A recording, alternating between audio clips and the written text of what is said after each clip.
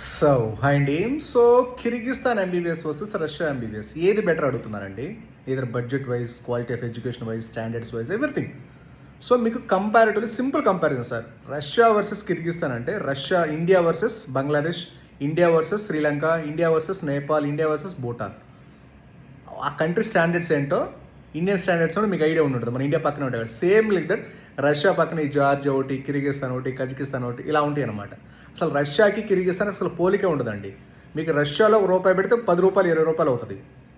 అంత స్టాండర్డ్స్ మనకు దొరుకుతాయి.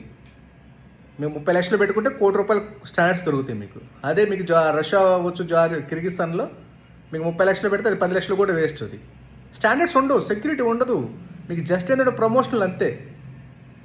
సో మీరు రేపు నెక్స్ట్ ఎగ్జామ్ యూఎస్ఎంఎల్ క్రాక్ చేయాలన్నప్పుడు హైలీ ఇంపాసిబుల్ ఆ స్టాండర్డ్స్ తోటి. ఇలా చాలామంది తెలియక వెళ్తున్నారు తప్పితే తెలిసిన వాళ్ళు అయితే ఎవరు కూడా ప్లాన్ చేయరు అనమాట.